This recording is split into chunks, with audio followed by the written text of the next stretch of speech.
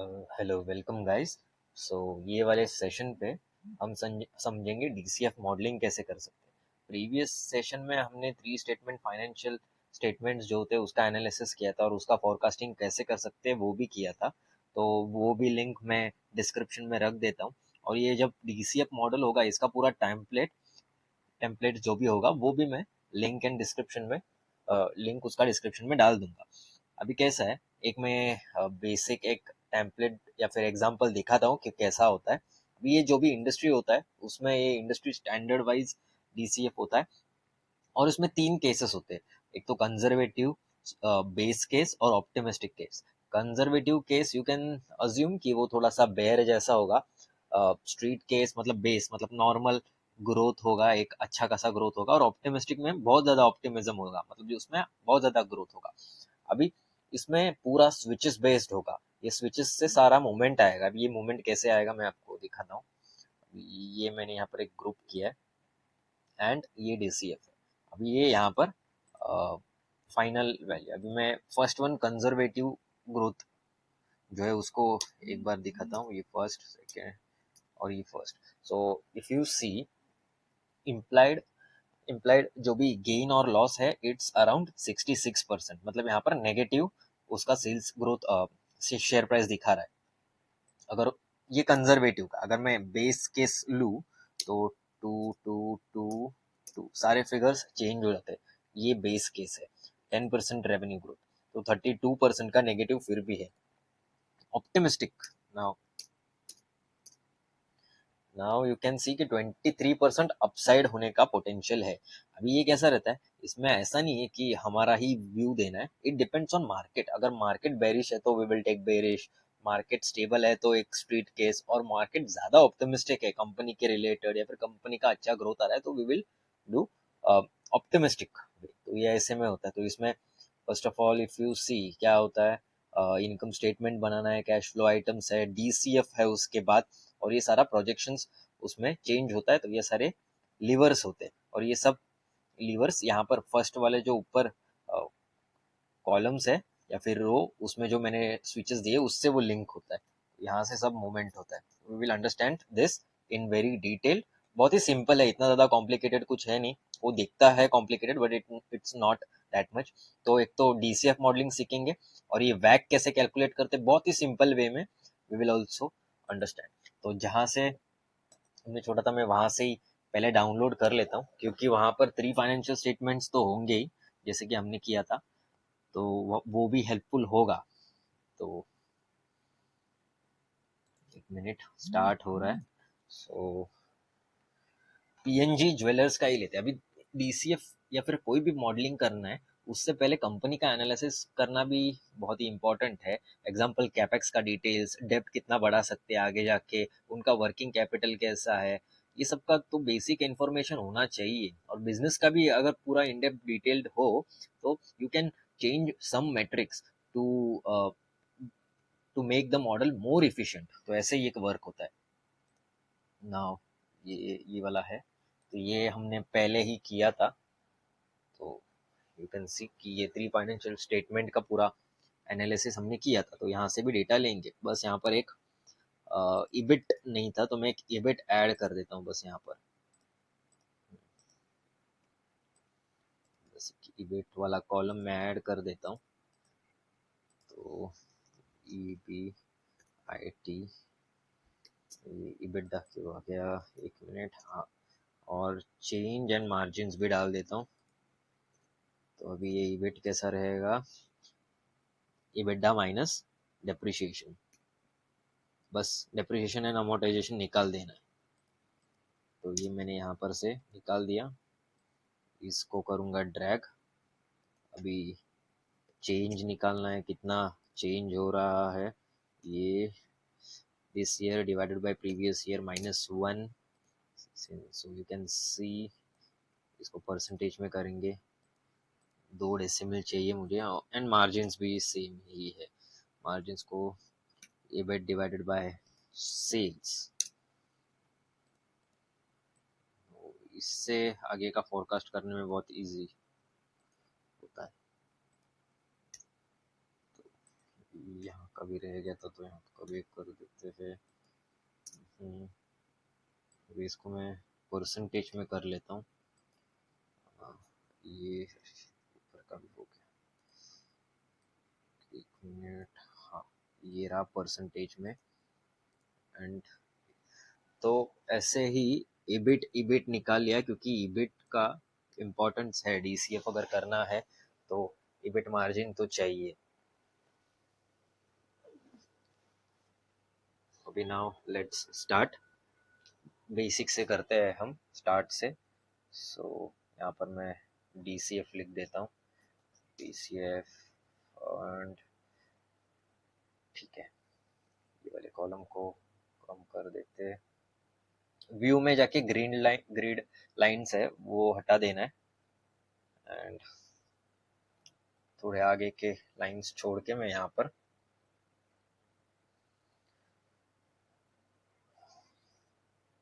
Colour लूंगा। मैं start से फोर्थ वन, ठीक, फोर्थ वन इज गुड। तो अजम्पशंस, इसको और करके वाइट कलर कर लेते हैं। वाइट में एक मिनट, हाँ, तो ये वाइट कलर कर लिया है। अब इसके नीचे आएगा स्विचेस, स्विचेस में आएगा रेवेन्यू, इबिट,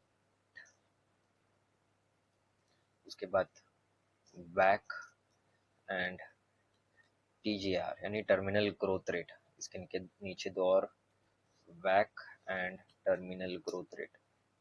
अब ये स्विच के लिए है और ये सबका मूवमेंट होने के लिए। सो इसके बाद ऐसे करके अभी मुझे ये कॉलम थर्ड कलर ले लेता हूँ मैं। सो थर्ड कलर और बीच में होना वाइट, ये मिल गया।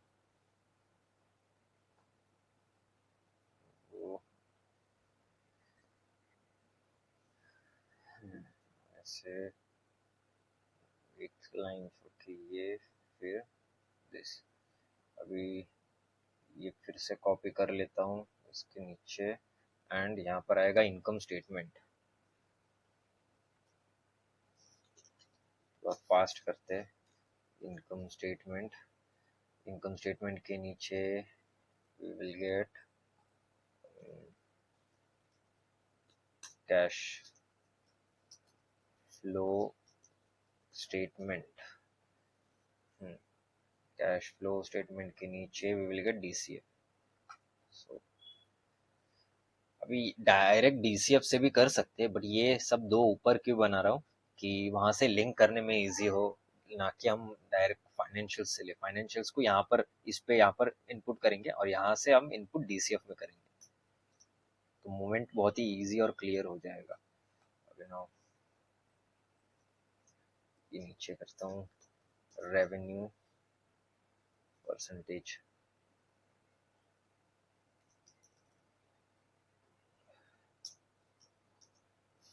परसेंटेज चेंज, उसके बाद ईबिट परसेंटेज ऑफ सेल्स, उसके बाद tax, tax rate percentage of EBIT करता हूँ। इसमें ईबिट भी चल सकता है क्योंकि परसेंटेज ईबिट है तो एक अप्रॉक्स फिगर मिल जाता है। यहाँ पर भी इफ यू सी, पहले वाले इसमें मैंने परसेंटेज ऑफ ईबिट ही लिया है, तो ये बस रेफरेंस के लिए है। एंड कैसे तभी यहाँ पर कैश फ्लो आइटम्स में we will start bye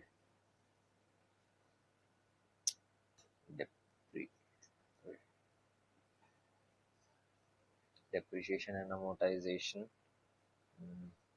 percentage of sales, then capex percentage of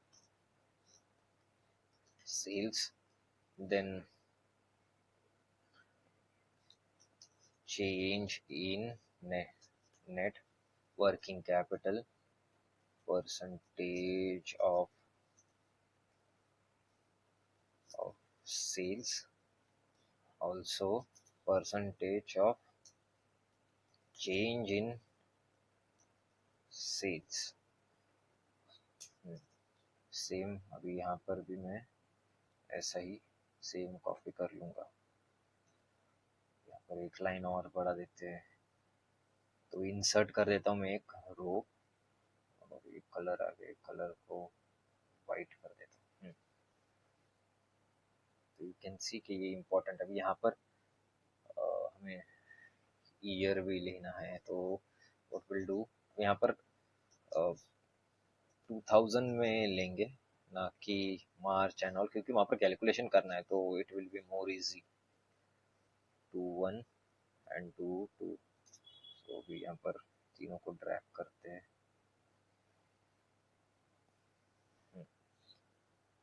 तो हमें चाहिए 2030 तक। तो मैं क्या करूँगा, मैं कॉपी, फिर यहाँ पर पेस्ट, यहाँ पर डिलीट, इसको फिर से कॉपी करते हैं, इसको बोल्ड करते हैं एंड बोल्ड भी कर दिया। अभी ये वाला, इसमें ये इम्पोर्टेंट है, ये एक बार देख लेना। कस्टम में जाना है एंड यहाँ पर मैंने किया था पर दिख रहा नहीं है, ठीक है। सो जनरल में आना है, जनरल ओ पे आते, चलो फिर ई डालना है, और ई कैपिटल में, सेमी कॉलम, ओके उतना। एक मिनट, यहाँ पर एक्चुअल करना है, एस्टिमेट आ गया, फिर से जाना है कस्टमाइज जनरल कॉलम ए, फिर से अब ये एक्चुअल, यहाँ पर इसको करेंगे ई में, इसको ई इसको ई, और ये एस्टिमेट, तो ये आ गया एस्टिमेट्स। ये इसको यहाँ पर से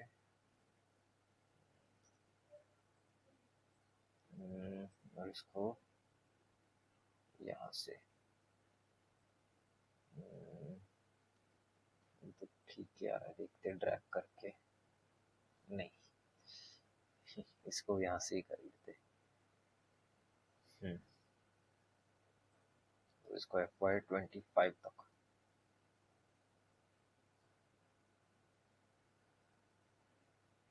सबको वाइट एंड बोल्ड।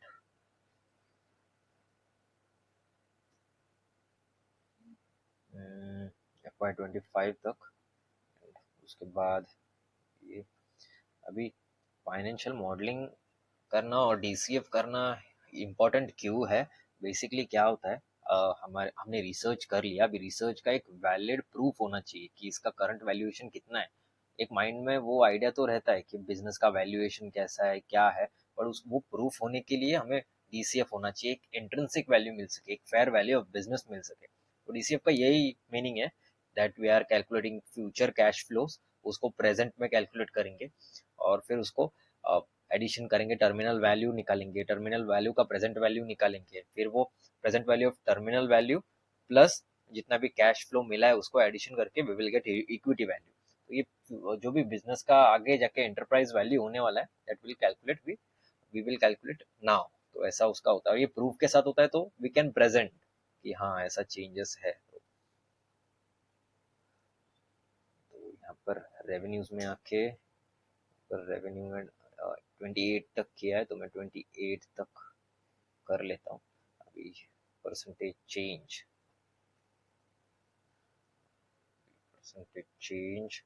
-1, तो ये यहाँ पर भी निकालना इज इम्पोर्टेंट। तो ये परसेंटेज में किया, अभी यहाँ पर 22। अभी ये 1 साल का तो गाइडेंस, 1-2 साल का कंपनी ने दिया है, पर उसका आगे का जो गाइडेंस है ना, वो यहाँ पर तो मैं ऐसे रहने देता हूँ। लाइक यहाँ पर मैं 15% ले लेता हूँ, इंटू 1+0.15 रेश टू 1, इसको ड्रैग करते हैं, इसको भी इसको 10% ले लेता हूँ। बट एक्चुअल में डीसीएफ में ये चेंज हो सकता है, क्योंकि ये तो मैंने एक बेस केस में लिया, इतना ही गाइडेंस कंपनी का, इसका पे आगे का गाइडेंस नहीं है। तो ऐसा, तो ये ईबिट भी हमने निकाला है, वो भी वहां से ड्रैग कर लेते हैं, सिंपल ईबिट है। तो मैं 2028 तक ईबिट ले लेता हूँ। परसेंटेज ऑफ सेल्स, अभी ईबिट का, रेवेन्यू का, सबका गाइडेंस मैनेजमेंट ने पहले ही दे दिया है, इसलिए जो भी कैलकुलेशन करना है वो बहुत ही ईजी है अभी तो। बट यहाँ पर 6% का ही गाइडेंस है, अभी यहाँ पर आगे भी 6 ही होने वाला था, बट हमने कम लिया था, तो मैं यहाँ पर गाइडेंस थोड़ा सा बढ़ा देता हूँ। इफ यू सी कि यहाँ पर भी 87 कर लेता हूँ, 13 ग्रॉस मार्जिन। हाँ, अभी इबिट कितना हो गया है, इबिट मार्जिन से 6, हाँ तो 6 इज ओके। यहाँ पर भी 6 आ गया, अभी 6 एवरेज है, तो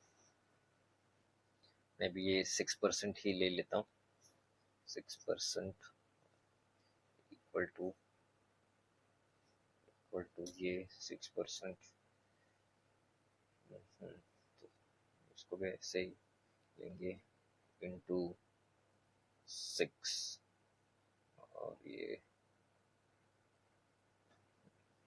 एक ऐसे भी निकाल सकते हैं, जो आगे का है एवरेज। मैनेजमेंट का गाइडेंस 6% ही है, तो 6% ही रखेंगे हम, वही ज़्यादा बेनिफिट रहेगा, तो 6% ही रखते हैं। टैक्स रेट, अभी ये टैक्स रेट देखना है, ये टैक्स रेट कैलकुलेट होता है पीबीटी पे, तो हम जो टैक्स रेट रहेंगे यहाँ पर ज़्यादा दिख रहा है, पर वहाँ पर थोड़ा कम रहेगा। तो मैं ये टैक्स रेट को कॉपी कर लेता हूँ यहाँ पर, एंड यहाँ तक टैक्स रेट अभी कैसे करेंगे। टैक्स रेट को इजीली यहाँ से ही क्या देख लेंगे कि कितना परसेंट है, तो परसेंट अभी यहाँ पर मैं एवरेज कर लेता हूँ। ये एवरेज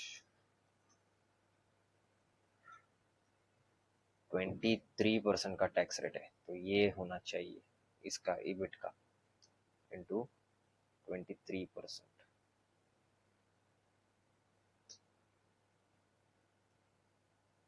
और ये सब सेम रहेगा टैक्स रेट।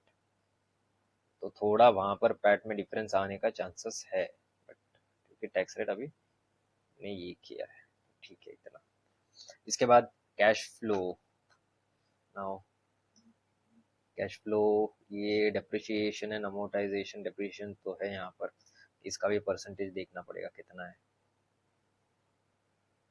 पर तुम 28 तक है, तो 28 तक है।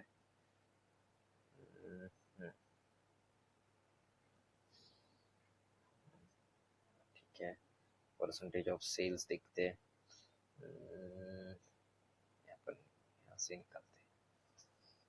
ठीक है, अब divided by sales, depreciation divided by sales, so you will get percentage कितना है।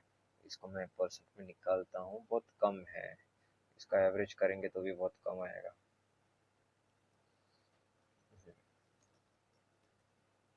एवरेज करता हूँ 1 2 3 4 8, ठीक है, कम है। अरे ये सेम होना चाहिए, तो इसको 4 8 ही लेते हैं ना। रेवेन्यू मल्टीप्लाई बाय जो परसेंटेज मिला है वो, यू कैन सी डिप्रिसिएशन ज़्यादा नहीं बढ़ता है, क्योंकि वो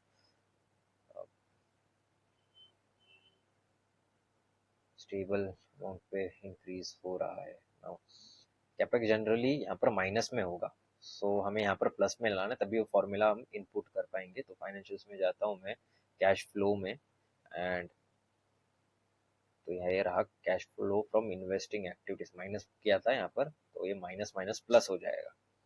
यहाँ पर तो जीरो है, तो ठीक है, ये तो गाइडेंस दिया था इतना कर सकते हैं, जैसे कि हमें मालूम था। अभी आगे का बढ़ाएंगे कि एक बार एवरेज कर लेता हूँ, डिवाइडेड बाय रेवेन्यू, ये ये 0 है।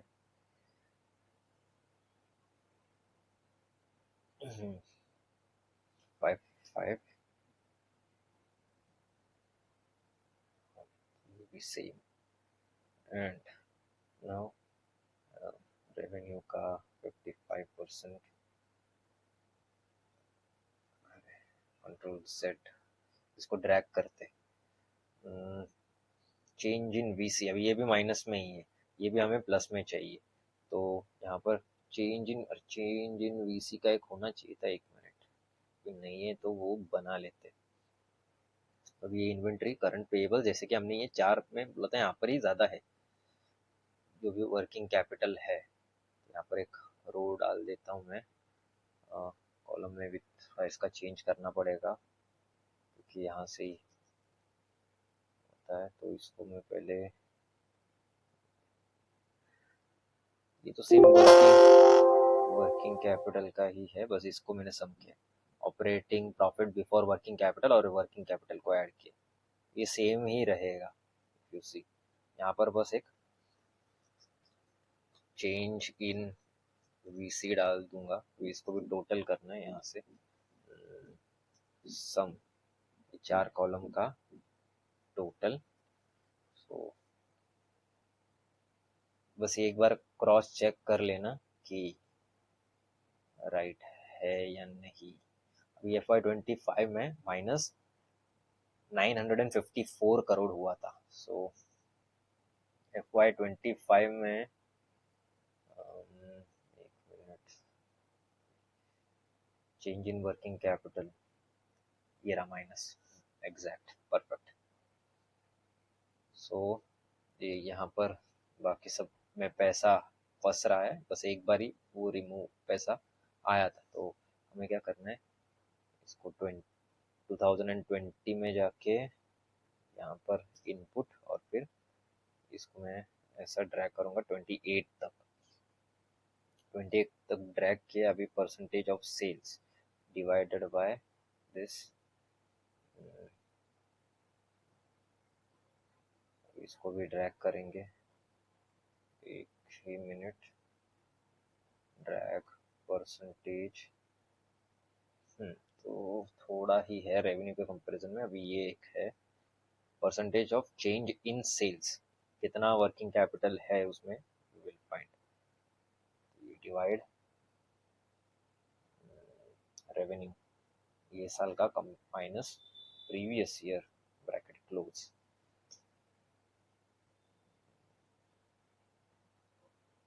परसेंटेज मतलब इतना परसेंटेज चेंज होने के बाद, इतना रेवेन्यू का चेंज होने के बाद इतना परसेंट का वर्किंग कैपिटल उनका इम्पैक्ट होता है, इसका मीनिंग वो है।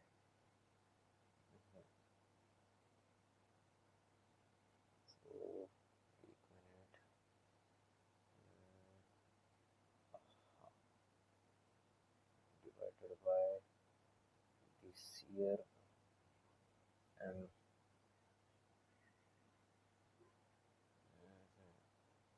18, ये वाला डिवाइडेड बाय, फिर ये माइनस में क्यों आ रहा है,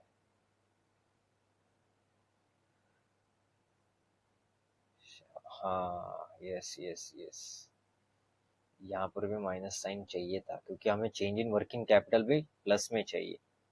सो अभी देखो साइन चेंज, तो हमेशा कैपेक्स और change in working capital minus sign डाल के ही लेना, क्योंकि वो फॉर्मूला में इनपुट होने वाला है, इसलिए हमें वो प्लस में चाहिए।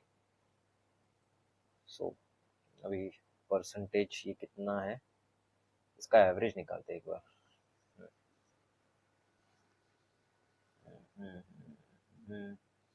यहाँ पर यू सी लास्ट 2 साल का ही, हाँ एवरेज निकाला है, तो इसका भी यहाँ पर 2, या फिर अब ये वाले भी कर सकते हो इफ़ यू वांट। तो यहाँ पर मैं एवरेज कर देता हूँ,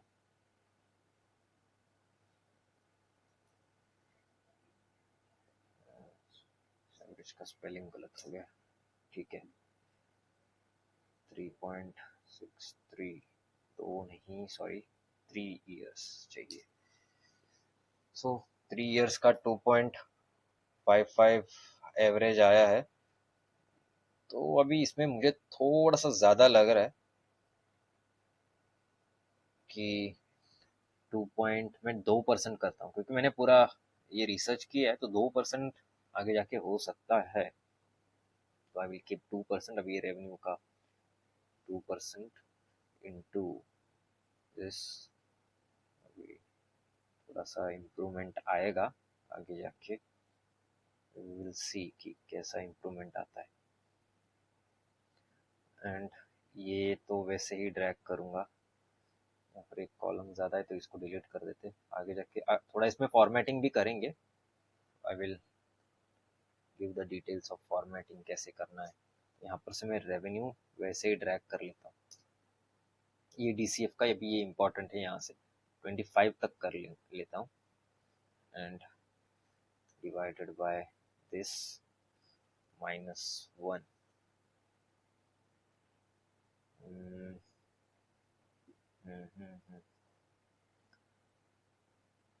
ओके, और EBIT भी यहाँ से ही ले लेता हूँ एंड EBIT चाहिए हमें परसेंटेज ऑफ सेल्स का।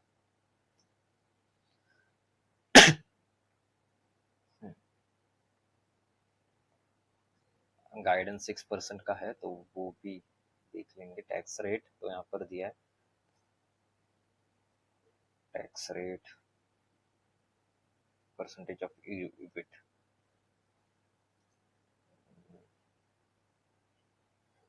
तो आगे जाके टैक्स रेट कितना होगा, 23% का ही। तो ठीक है, ये तो वैसे ही मैं वहाँ पर ड्रैग कर लेता हूँ, इसका तो उतना ही रहेगा 23%। अभी यहाँ पर करते हैं तो मैं 4 कॉलम्स ऐड कर देता हूँ। 4 इंसर्ट रो ऐड कर देता हूँ, सॉरी। तभी यहाँ पर आएगा कंजर्वेटिव स्ट्रीट और बेस केस और ऑप्टिमिस्टिक यानी बुल केस, ऑप्टिमिस्टिक केस। अभी ये 3 हमें निकालना है। यहाँ पर स्विचेस का काम आएगा, 1 1 1 1 डाल देता हूँ। अभी इसमें इसका नीड नहीं, बस इसमें यहाँ पर भी आएगा, चेंज कर लेता हूँ। कंजर्वेटिव,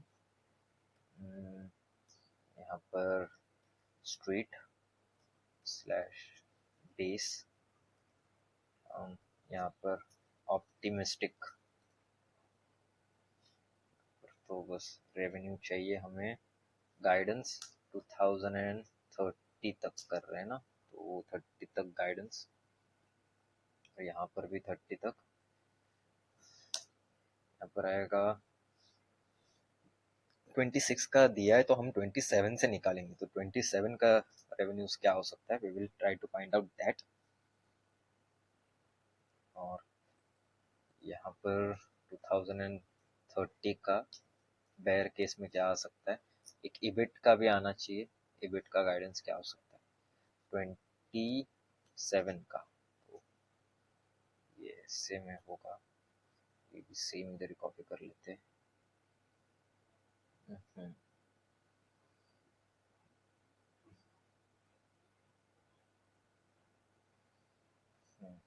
ये एक थोड़ा बाहर जा रहा है, इसको क्या करूँ।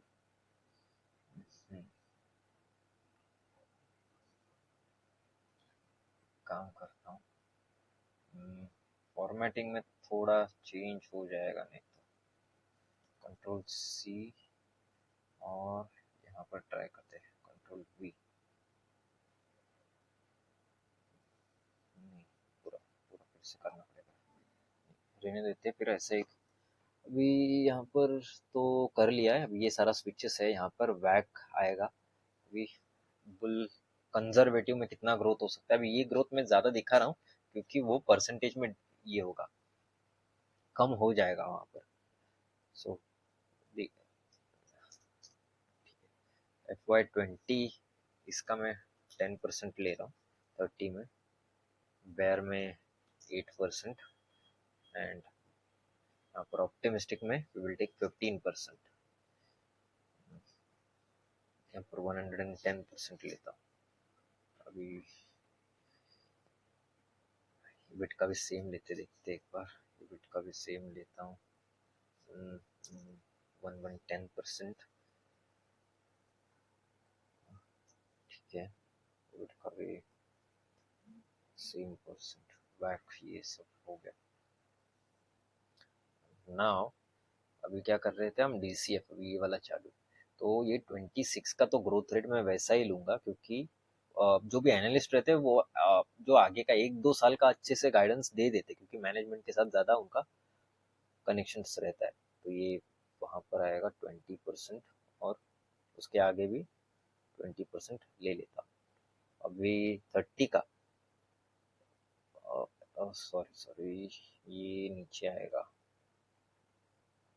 हम कंजर्वेटिव का फाइंड आउट कर रहे हैं, तो कंजर्वेटिव का 20, ये वाला देखो, ये वाला फाइंड आउट कर रहे हैं। तो ये भी सेम रहेगा 1 साल के लिए आगे 27, और 30 का था हमारा ये 10% अजम्पशंस में। तो यहाँ पर एक फॉर्मूला है जो यहाँ के बीच का जो भी है, तो प्रीवियस ईयर माइनस ब्रैकेट, फिर से प्रीवियस ईयर, इसको एंकर करेंगे, माइनस आगे का ईयर उसको भी एंकर, एंड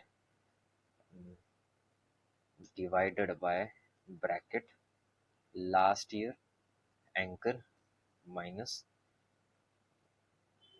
2027 एंकर अभी इसमें ये। So you can see the growth rate, ये लीनियर में ऐसा ग्रोथ रेट होगा, ये फॉर्मूला से वी आर एबल टू सी। अभी वन जो ये ईयर है 26, इसमें सबका गाइडेंस सेम ही रहेगा, मोस्टली सबका सेम रहेगा। तो ऐसे करते, और इसमें कंजर्वेटिव का नहीं, एक मिनट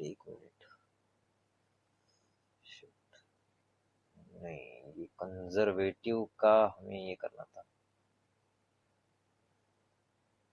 एक मिनट,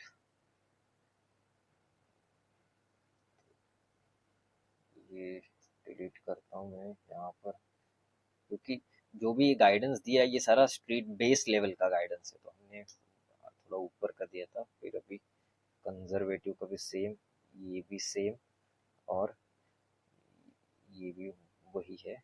यहाँ पर 10% आएगा बेस लेवल का, ये 10%, और वो फॉर्मूला जो हमने किया था, previous year minus bracket previous year anchor minus आगे का ईयर एंकर, फिर divide same year anchor minus 2027 ये आएगा क्लोज, एंड ये आ गया इसको परसेंटेज में, एंड 2 डेसिमल 2 डिजिट रहेंगे।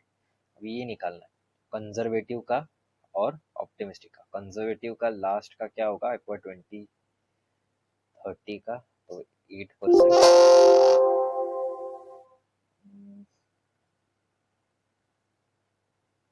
क्या होगा 8%, एंड इसका ऑप्टिमिस्टिक का 15%। तो ये मिल गया। अभी देखिए ये वाला कैसे निकालना है, कंजर्वेटिव का 27 का, अभी मैंने 26 का तो सेम ले लिया है, बट 27 का लेते हैं। 27 का देखो, सो ये 90% इंटू हमने जो बेस ईयर का निकाला था वो, तो यू कैन सी कि कम आया है बेस ईयर से 22%। तो ये 1 साल का ये लेना, और जो नीचे फॉर्मूला डाला था फिर से वो इनपुट कर लेना है, उसको बस मैं ड्रैग कर लेता हूँ। देखो ऐसे ड्रैग कर लिया, बस ये ऊपर कराना है।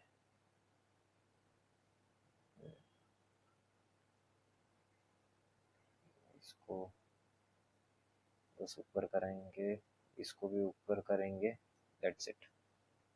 तो ये बेस ईयर से कम है, तो ऐसे हमें 27, 28, 29 का मिल गया। सेम हमें ऑप्टिमिस्टिक ईयर का भी करना है।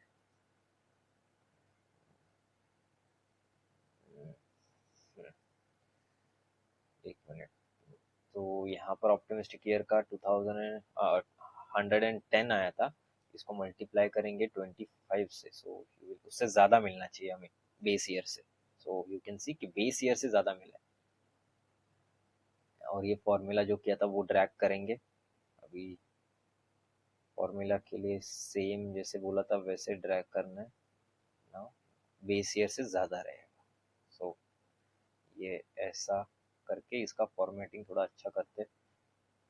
मैं हमेशा पीछे 2 डिजिट ही रखता हूँ, 2 डेसिमल ना। अभी ये पूरा एक इम्पोर्टेंट पॉइंट है, यहाँ पर फॉर्मूला यूज करेंगे ऑफ सेट करके। ऑफ सेट ब्रैकेट, और जो ये कॉलम है ये वाला K46 मैं वो ले लूंगा। यू कैन सी कि ये नीचे वाला, फिर कॉमा, रो सिलेक्ट करना है, रो। तो रो कौन सा करेंगे, ये वाला।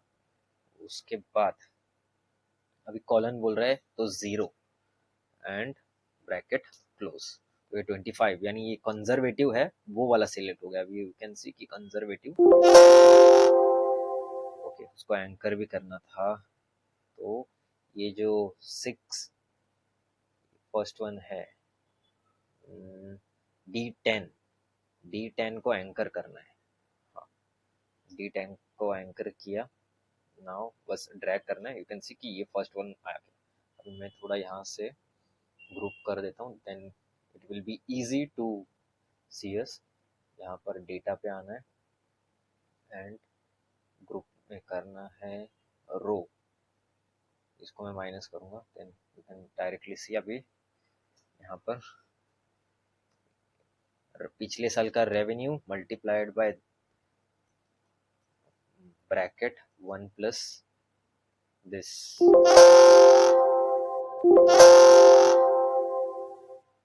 Bracket close. एक मिनट, दिस ब्रैकेट क्लोज। ये ब्रैकेट ऐसा होता नहीं है तो वैसा आवाज आता है। तो यू कैन सी कि अभी ये कंजर्वेटिव वाला लेवल ले रहा है, जिसका 8% है। नाउ अभी मैं क्या करता हूँ, मैं बेस केस देखता हूँ ये वाला, तो ये सेम आएगा। एक मिनट, हाँ, ये वाला लेवल देखता हूँ मैं कि आता है क्या। तो यहाँ पर मैं 2 करता हूँ, तो यू कैन सी के चेंज हो गए फिगर्स। बिना 3 तो फिगर्स और चेंज हो गए। तो ऐसा यहाँ पर वर्क होता है। एक बार ये कर लिया तो फिर एबिट तो बहुत ही ईजी है। यहाँ पर सेम मैं 4 कॉलम्स ये कर देता हूँ, इंसर्ट 4 रो इंसर्ट कर देता हूँ। यहाँ से कॉपी, फिर पेस्ट। देन वहां पर हमें गाइडेंस मिला था कि 6% का है। वो डेटा तो हाइड हो गया, एक मिनट। तो यहाँ पर मैं 6% वेट, हाँ ये रहा। ये गाइडेंस तो मिला था।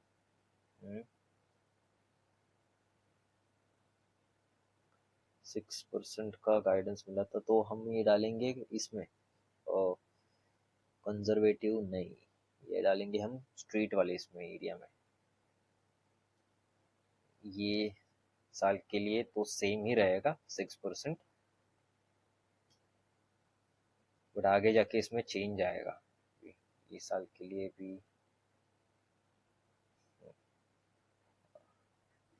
तो ये वाला पहले निकालते हैं। बेस वाला ईयर में 90% का दिखाया था मैंने, इनटू दिस। डिजिट्स बहुत ज़्यादा बढ़ गए, इसको कम कर लेता हूँ मैं।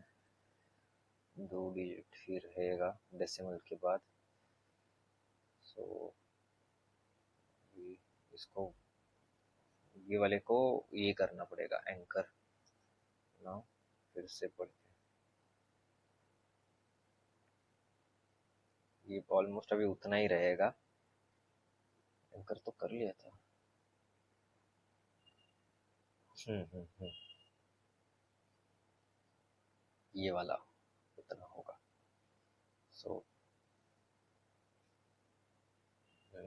और ये भी सेम ही निकालना है। तो यहाँ पर इबिट का 27 का जो भी रेट है उसको हम इससे मल्टीप्लिकेशन करेंगे एंड ये ऑप्टिमिस्टिक होगा, थोड़ा ज़्यादा होगा, स्ट्रीट वाले जो भी हमारा है उससे तो ज़्यादा ही होगा। सो इसको भी एंकर करना पड़ेगा, B12 एंकर, एंड इसको ड्रैग करता हूँ और इसको ऐसे, ठीक है। ये आ गया उसका सारा फिगर्स। तो एक बार ये सारा डिटेल्स आ गया, then what you have to do कि ऑफसेट का जो फॉर्मूला था, ऑफसेट वो यहाँ पर फिर से इनपुट करेंगे हम। मैं K53 लूँगा, जहाँ पर मैंने फॉर्मूला डाला है वहाँ पर रो सिलेक्ट करना है हमारा स्विचेस का इबिट, उसको मैं एंकर करूँगा, देन 0 और ये लग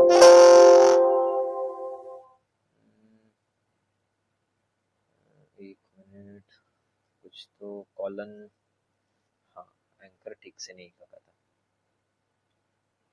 ये तो देखा एंकर कॉलम 0, लग गया anchor. Now it will be like this. तो ये फर्स्ट वन जो केस है वो लग गया। सेम फॉर्मूला लेना है ये वाला, वो तो यहाँ से भी ले सकते, बस ड्रैग करना है एंड इट्स डन। अभी बिट का यहाँ पर टैक्स रेट निकालना है, into this you will get tax rate और आगे जितना भी आएगा वो। तो ये सारा डिटेल्स मिल गया। Now what we have to do, DCF का पूरा डिटेल्स मिल गया। नाउ हमें निकालना है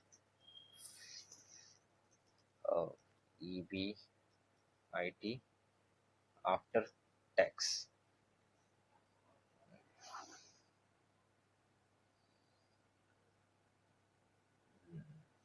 EBIT आफ्टर टैक्स, तो ये कैसे निकालेंगे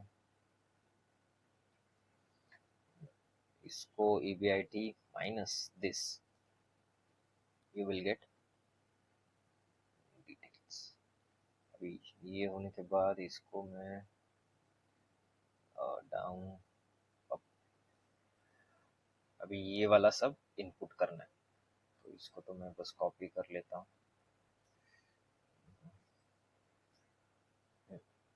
वो तो सेम, ये तो जल्दी हो जाएगा, इसका इतना कुछ नहीं क्योंकि हमने पहले ही कर लिया है, बस ड्रैग करना है, done and percentage of sales.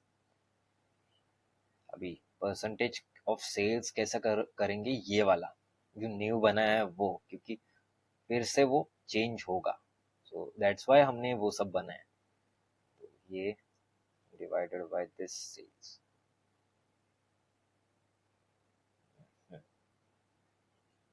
Percentage of sales, capex. Capex का बस यहाँ से ड्रैग करना है,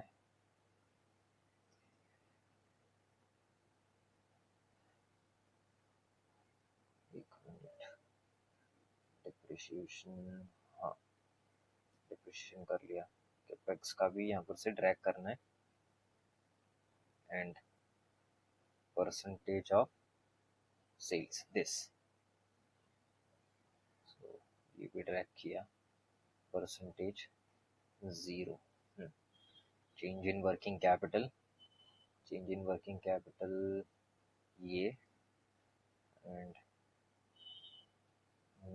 चेंज इन वर्किंग कैपिटल ये परसेंटेज में क्यों आ रहा है,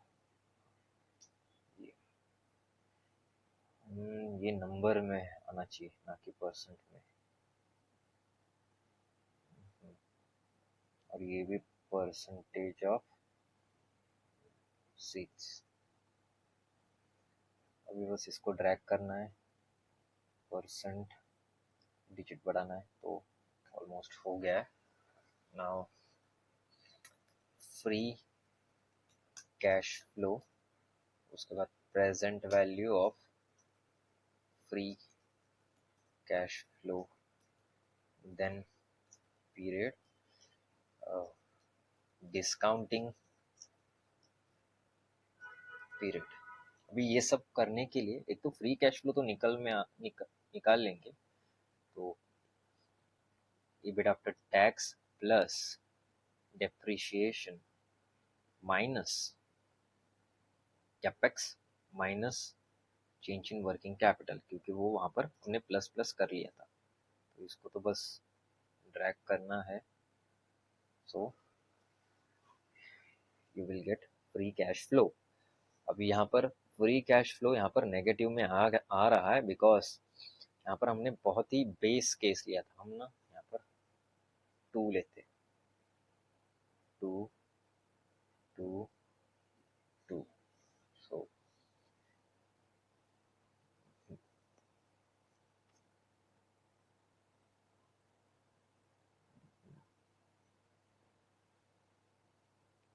डेप्रिशिएशन ठीक है, percentage of sales, change in working capital okay plus, यहाँ पर तो हाँ ऑलमोस्ट ठीक ही है। Tax rate, free cash flow यहाँ पर भी थोड़ा नेगेटिव में है।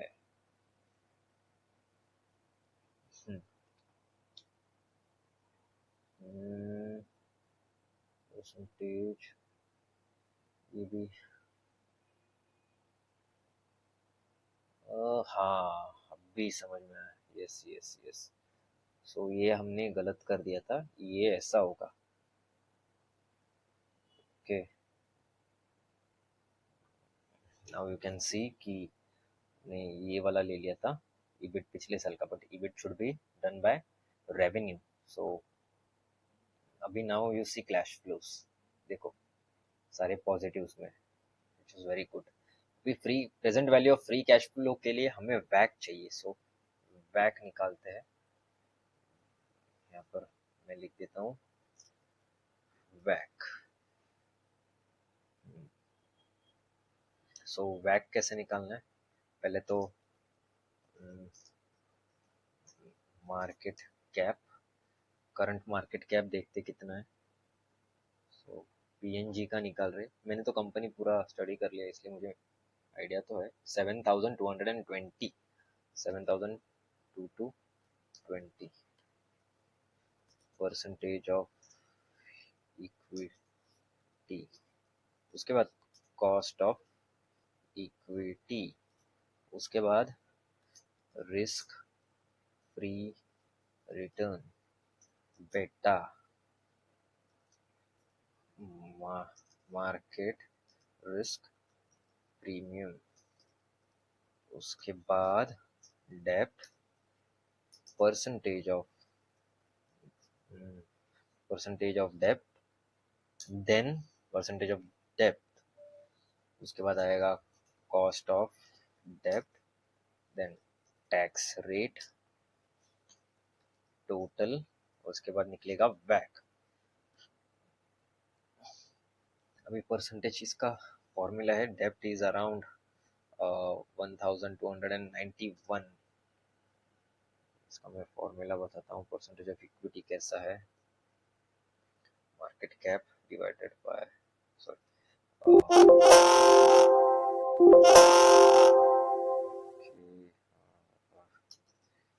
बचता रहता है।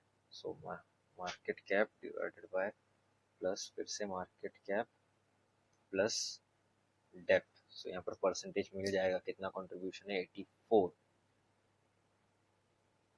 कॉस्ट ऑफ इक्विटी का एक फॉर्मूला। अभी रिस्क फ्री रिटर्न, ये बात समझिए, रिस्क फ्री रिटर्न यानी जो भी इंडियन बॉन्ड्स है उसका एवरेज कितना मिल रहा है वो रिस्क फ्री रहता है। सो अभी अभी चल रहा है 7%। इसका बेटा ट्रैक करते हैं। अभी बेटा ट्रैक करने के लिए भी एक है। सो यहाँ पर लिखना है बेटा of PN Gadgil jewellers money control. Money control में बेटा मिल जाता है, तो वहां से बेटा ले लेंगे।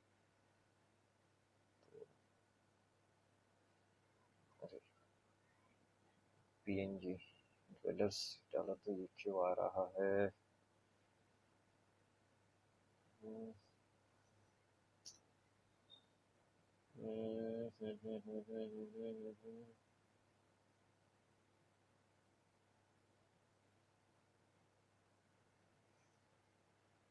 फिर डायरेक्ट मनी कंट्रोल ही करते हैं।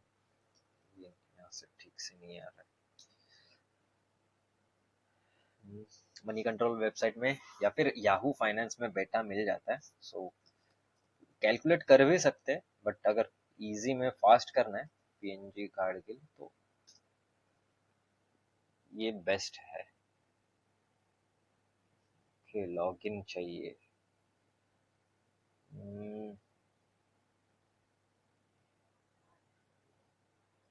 ये भी लॉगिन पूछ रहा है, शायद इसीलिए वो नहीं दे रहा था।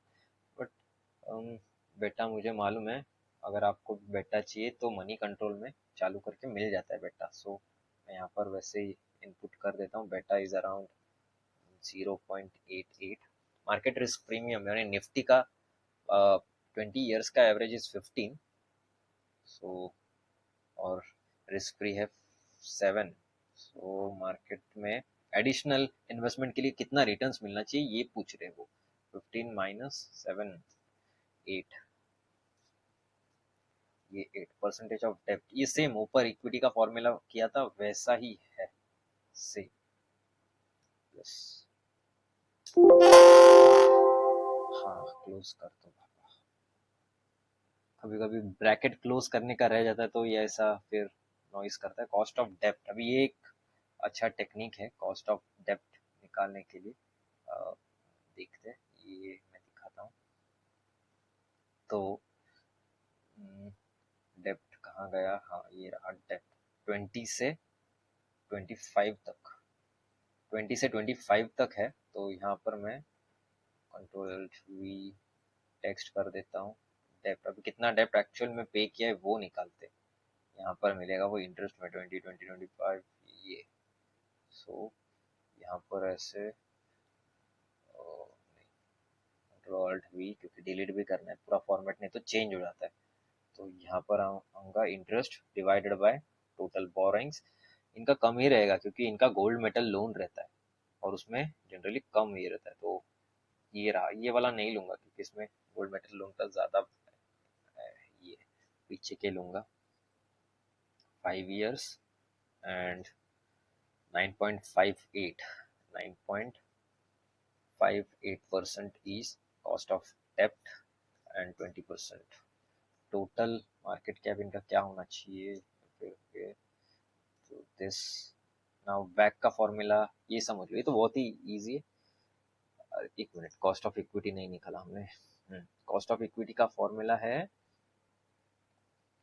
दिस इनटू बेटा, सॉरी दिस प्लस बेटा, और बीच में एक ब्रैकेट भी चाहिए, प्लस बेटा इनटू मार्केट रिस्क प्रीमियम। तो ये फॉर्मूला है कॉस्ट ऑफ इक्विटी का, यू विल गेट 14%। तो ये निकालते हैं। सो फॉर्मूला है percentage of equity into cost of equity bracket percentage of dept into cost of डेप्ट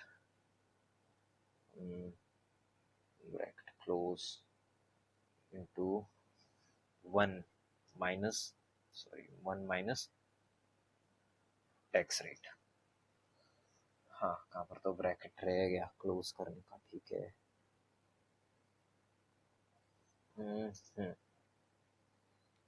ठीक है, यहाँ पर कर देता हूँ फॉर्मूला।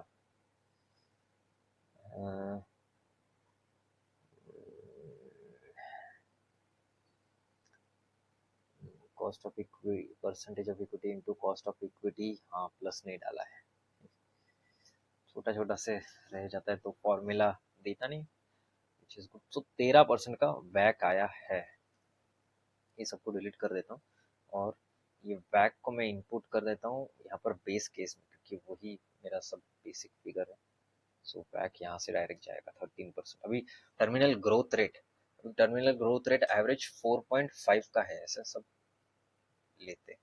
सो बैक यहाँ पर भी टर्मिनल ग्रोथ रेट मैं थोड़ा बढ़ा देता हूँ क्योंकि ये ऑप्टिमिस्टिक है, तो +1% तो,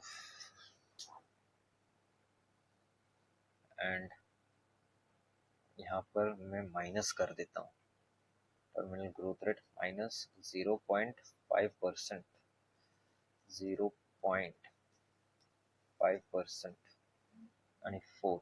सेम वैक का भी वैसे ही कर लेता हूँ, यहाँ पर मैं वैक 1% बढ़ा देता हूँ।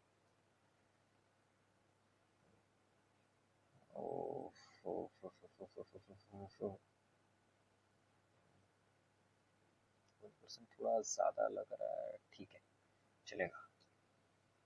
यहाँ पर वैक में 1% कम कर देता हूँ, सो वैक हो जाएगा यहाँ पर 12%।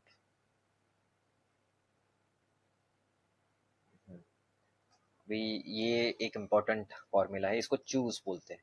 सो चूज, अभी 1 मिनट, यहाँ पर सब 1 करना चाहिए पहले तो, 1 1 1 1, और चूज फॉर्मूला का चूज फॉर्मूला इंडेक्स नंबर तो ये रहेगा, बैक निकालना है तो 1, इसमें वैल्यू लेने 1 2 एंड 3, और ये ब्रैकेट क्लोज। सो अब ये कंजर्वेटिव वाला 1 है, वो वहां पर इनपुट हुआ है। Same with TGR, choose 1 comma ये, फिर स्ट्रीट, फिर ऑप्टिमिस्टिक, ब्रैकेट क्लोज कर देते, तो यहाँ पर इसका आया है। ये सारा फिल तो हो गया, अभी मैं यहाँ पर भी लिख देता हूँ एक बार ताकि याद रहे। 1 स्ट्रीट वाला है, 2 ऑप्टिमिस्टिक इज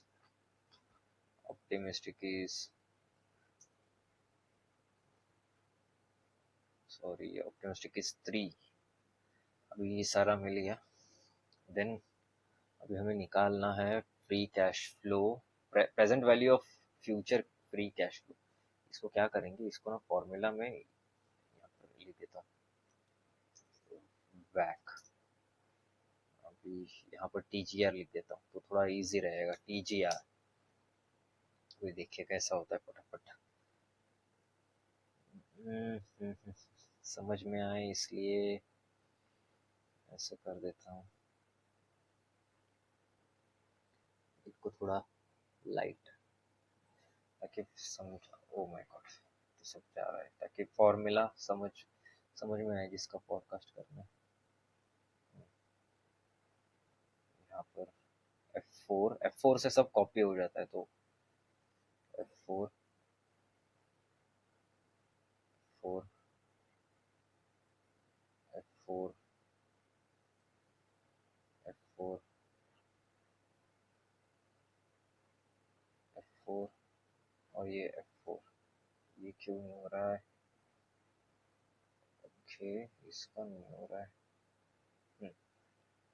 नाउ पहले तो पीरियड यहाँ पर ऐड कर देते, इज इक्वल टू +1।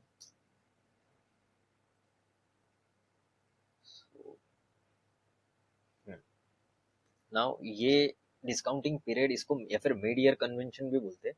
तो ये क्यों करना है, क्योंकि हमें कैश फ्लोज जो है वो मिडल ऑफ द ईयर मिल रहा है, ये हमें एज्यूम करना है, ना कि वो एंड ऑफ द ईयर मिल रहा है। अभी कौन सा चालू है, 9 मार्च 2026। सो ऐसा जरूरी नहीं कि हम कौन सा भी टाइम अज्यूम कर ले, हमें ये जो अभी बचे हैं फाइनेंशियल ईयर एंड के लिए थोड़े दिन बचे, आई थिंक 20-21 डेज, वो भी उसमें ऐड करना है, और उसमें जाके फिर मिडल फाइंड करना है। तो वो कैसे करेंगे, एक फॉर्मेट, तो पहले यहाँ पर डेट लिखना पड़ेगा मुझे। यहाँ पर मैं लिखता हूँ PNG DCF, यहाँ पर डेट, और आज का डेट है 09/03 एंड 2026। एंड डेट क्या होगा फाइनेंशियल ईयर का, 03/2026। 6 है, फाइन नहीं, 6, हाँ। तो स्टार्ट डेट एंड डेट मिल गया, तो मैं यहाँ पर निकालूंगा ईयर फ्रैक्शन करके, year fraction start date end date, yes, ये start date comma end date bracket divided by 2 करूंगा, तो ये मिडल वाला मिल जाएगा। यहाँ पर डेट आया, इसको मैं नंबर्स में कर दूंगा। अभी ये इतना पूरा ईयर का फ्रैक्शन है, अभी ये वो आधे में चाहिए, तो कैसे करेंगे, आधे में plus 0.5, so now you will get this. अभी इसमें क्या करना है, इसको +1 करना है, क्योंकि वो 0.5 नहीं होगा, +1। सो ये मिड ईयर कन्वेंशन मिल गया हमें। अभी यहाँ पर 1 मिनट, हाँ गैप तो है, ओके, ये थोड़ा ऊपर हो गया क्या, ऐसा हो गया, ठीक है। यहाँ पर कुछ नहीं, एक इंसर्ट कर देते हैं, ठीक है। ये ध्यान से देखो कैसा है प्रेजेंट वैल्यू के लिए। So this divided by 1 plus वैक, अभी वैक में जैसे डाला हूँ वो डायरेक्ट आ जाएगा, रेज टू डिस्काउंटिंग, ये साल का, एंड ये हमें मिल गया, डिस्काउंट होके मिल गया। हमेशा ये याद रखना है कि फ्री कैश फ्लो ज़्यादा रहेगा और जो भी डिस्काउंटिंग प्रेजेंट वैल्यू है वो कम रहेगा, तो ऐसे ही होना चाहिए हमेशा। सो ये मैं 2 फिगर्स में कर देता हूँ, इसको बोल्ड कर देते, एंड डाउन अप, डाउन नहीं किया। तो फ्री कैश फ्लो मिल गया है अभी हमें। नाउ इसका एंडिंग का पार्ट कर लेते हैं कि कैसा है। टर्मिनल वैल्यू पहले फाइंड करना है, उसके बाद present value of this terminal value, then enter enterprise value, उसके बाद ब्रैकेट प्लस ये add cash, then minus less डेप्ट, अभी इम्प्लाइड इक्विटी वैल्यू या इक्विटी वैल्यू बोल सकते, इक्विटी वैल्यू, उसके बाद शेयर काउंट्स कितने होंगे, देन इम्प्लाइड शेयर प्राइस, यहाँ पर आके current share price, implied share price, then implied gain slash और लॉस, ये हो गया। इसको कॉपी करके मैं बस ऊपर भी एक बार ऐड कर देता हूँ। नाउ देखते कि टर्मिनल वैल्यू कैसे निकालते हैं। सो टर्मिनल वैल्यू का फॉर्मूला है, वो तो आना ही चाहिए, free cash flow into bracket 1 plus TGR, यानी terminal growth rate divided by वैक minus terminal growth rate, वैक minus TGR। सो यहाँ पर टर्मिनल वैल्यू मिल जाएगा। Now present value of terminal value, यानी इसमें डिवाइड करना पड़ेगा, इससे वैक यूज करेंगे, 1 प्लस वैक रेज टू हमारा डिस्काउंटिंग फैक्टर लास्ट ईयर का। अभी एंटरप्राइज वैल्यू सम करेंगे present value of all cash flows, future cash flow plus present plus present value of terminal value. Now cash कितना था, कैश देख लिया था मैंने 701, डेप्थ था 1291। Now enterprise value plus cash minus debt, you will get this implied share value. Now share count is around 13.6 crores implied share price is equal to implied equity value divided by share counts. So 164. Current share price देखते कितना होगा. Current share price is 532. So 532 and ये implied share price. सो इसको मैं इधर कर देता हूँ. Now implied share price divided by current share price -1 -69. इसका फॉर्मेटिंग भी चेंज कर देते. तो मैं कस्टम में आके जी यहाँ पर कुछ है क्या देखता हूँ. नहीं है, जैसा चाहिए वैसा नहीं है. तो 0.00 और ये उसके बाद ब्रैकेट 0.00.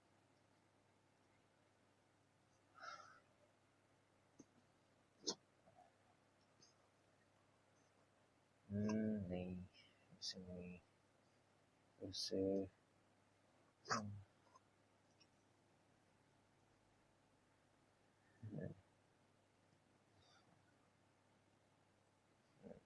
0., इधर पीछे पॉइंट और फिर इसके भी पीछे पॉइंट.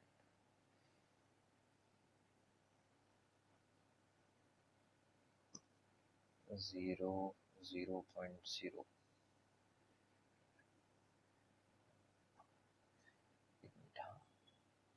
ये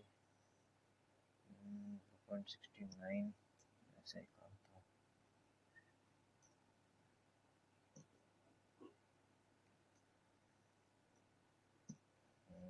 0 पॉइंट.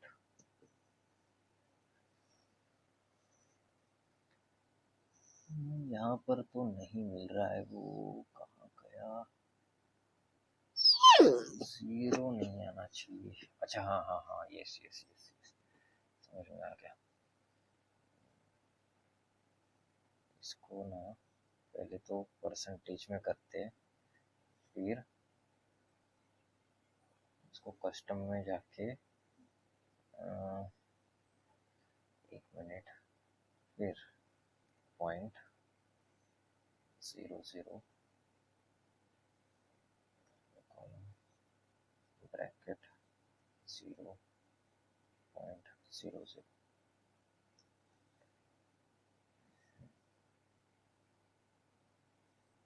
या बस ऐसे भी करते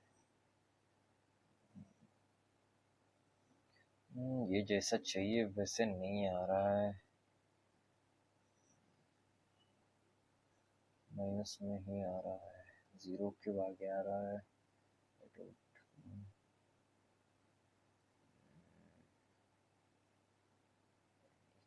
देखते हैं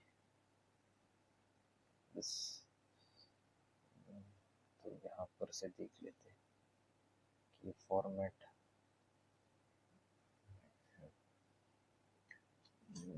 0.00 सेम ही फॉर्मेट सेम ही किया है. ये क्यों ऐसा.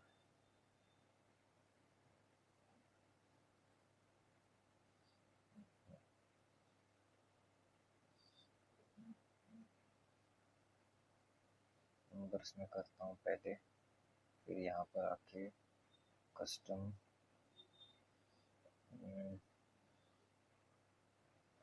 हाँ शायद इसलिए. ओके, यहाँ पर 0.00% करना था. ओके ओके ओके, ठीक है. देन यू कैन सी के यहाँ पर हो गया है. तो करंट शेयर प्राइस का मैं यहाँ से ले लेता हूँ. इम्प्लाइड शेयर प्राइस का यहाँ से, और वो भी नीचे वाला भी यहाँ से ले लेता हूँ क्योंकि ये सब लिंक ही है ना. को बोल्ड कर देता हूँ. अब इसमें फॉर्मेटिंग भी करना है तो वो भी कर देते. फॉर्मेटिंग कैसे करना है. ये F4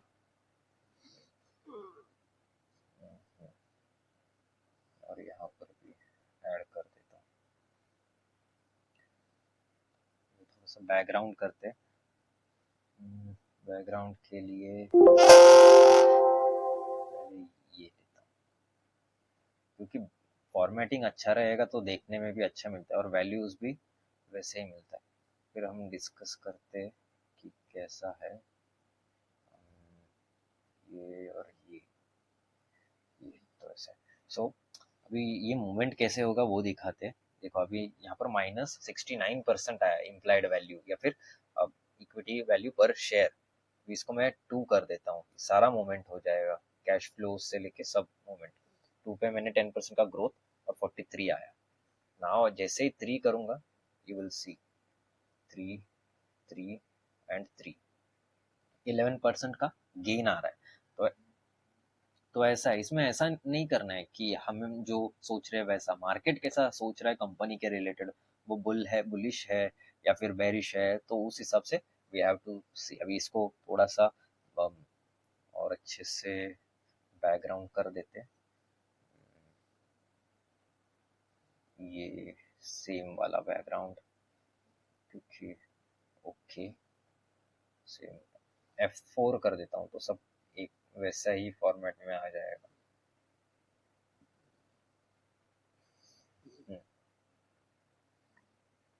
और ये इसका लिंक मैं पूरा इसमें ऐड कर दूंगा डिस्क्रिप्शन में, ताकि आपको भी प्रैक्टिस करने में इजी हो।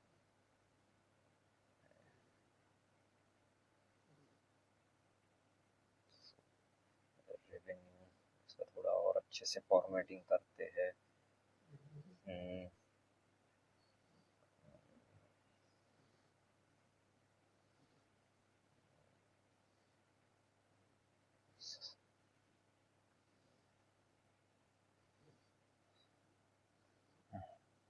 जो जो एक्स्ट्रा जगह है उसको मैं डिलीट कर देता हूँ, एक्स्ट्रा रो या कॉलम।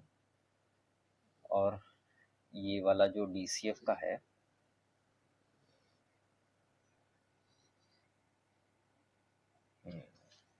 तो ये सारा नंबर्स ब्लू में फिर पर्पल में कर देता हूँ थोड़ा अच्छा देखने के लिए। तो ये लास्ट वाला लेता हूँ, सो यू कैन सी, और ये नंबर्स को इटैलिक कर देता हूँ, नंबर सबको इटैलिक कर देता हूँ।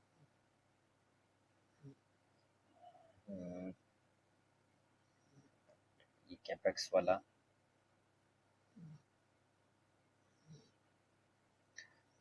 एक रिकैप कर लेते हैं। पहले पूरा अजम्पशंस किया, अजम्पशंस के बाद स्विचेस, स्विचेस में कंजर्वेटिव, स्ट्रीट बेस, ऑप्टिमिस्टिक। उसके बाद मैंने इनकम स्टेटमेंट फॉर्मेशन किया, बस उसमें रेवेन्यूज, एबिट और टैक्स। उसके बाद कैश फ्लोज, कैश फ्लोज में क्या क्या आया, depreciation and amortisation, capex, change in working capital.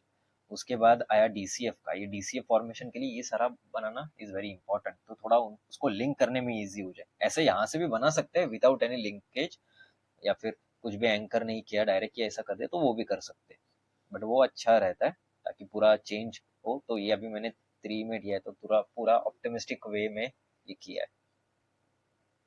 तो ऑप्टिमिस्टिक में वे में किया है, इसलिए वो अभी वो प्रॉफिटेबिलिटी दिख रहा है उसमें, शेयर प्राइस इसका अच्छा कर रहा है। उसके बाद DCF का मैंने ये सारा कंजर्वेटिव, स्ट्रीट बेस, ऑप्टिमिस्टिक किया।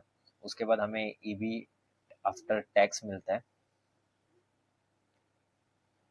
EBI आफ्टर टैक्स मिलता है। Then depreciation, amortization, capex, change in working capitals, as we know कि कैसे करना है। उसके बाद free cash flow, then present value of free cash flow, discounting period या फिर जो मीडियर कंजम्पशन है वो भी इम्पोर्टेंट है। उसके बाद टर्मिनल वैल्यू, फिर present value of terminal value, फिर एंटरप्राइज वैल्यू। उसके बाद कैश प्लस माइनस डेप्ट और एम्प्लॉयड इक्विटी वैल्यू मिलता है। शेयर काउंट ये सब निकालना है, फिर एम्प्लॉयड शेयर प्राइस कितना है वो मिलता है, और ये करंट शेयर प्राइस, और ये हमारा उसमें अच्छा है। और हमने वैग भी कैलकुलेशन किया। वैग तो बहुत ही सिंपल है, अगर फॉर्मूला याद हो तो ये सारा जो भी डिटेल्स है वो मैं लिंक और डिस्क्रिप्शन में डाल देता हूँ, डिस्क्रिप्शन में, ताकि आपको प्रैक्टिस करने के लिए इजी हो। अभी ये जो है ये स्टैंडर्ड फॉर्मेट है। अभी जो भी बड़े बड़े कंपनीज हो जेपी मॉर्गन हो या फिर अलग इन्वेस्टमेंट बैंकिंग हो, उसमें ये फॉर्मूला, ये टाइप का वो स्टैंडर्ड उनका फॉर्मेट होता है देखा जाए तो। और ये फॉर्मेट भी देखने के लिए अच्छा है, और पूरा इसमें ऐसा नहीं हो सकता कि रॉन्ग होने का चांसेस बहुत कम हो जाता है, because we have 3 different cases, ऐसा एक कोई कौन सा केस नहीं है। So that's what I think which is very important. So that's all guys, I hope you like this video. अगर आपको ऐसे ही इंफॉर्मेटिव या फिर ऐसे डिटेल्स मॉडलिंग के या डीसीएफ मॉडलिंग का और कोई वीडियोस चाहिए तो कमेंट कीजिए। एंड हम बिजनेस एनालिसिस भी करेंगे और थोड़ा इन डेप्थ में अलग अलग एनालिसिस भी करेंगे। ये एक पार्ट था फाइनेंशियल मॉडलिंग का, तो वो सारा मैं लिंक जो ये एक्सेल है वो डिस्क्रिप्शन में डाल देता हूँ, ताकि आपको इसका प्रैक्टिस हो सके। और ये फॉर्मेट पे ही आप यू कैन ऑल्सो यूज, अगर कहाँ पर भी आपको बनाना है पीपीटी, तो ये यहाँ से भी कॉपी करके डायरेक्ट डीसीएफ डाल सकते हैं ये भी। तो thank you for watching guys. अगर आपने यहाँ तक पूरा देखा है तो आपको पूरा डीसीएफ मॉडलिंग आ चुका होगा। So see you next time, thank you, bye bye.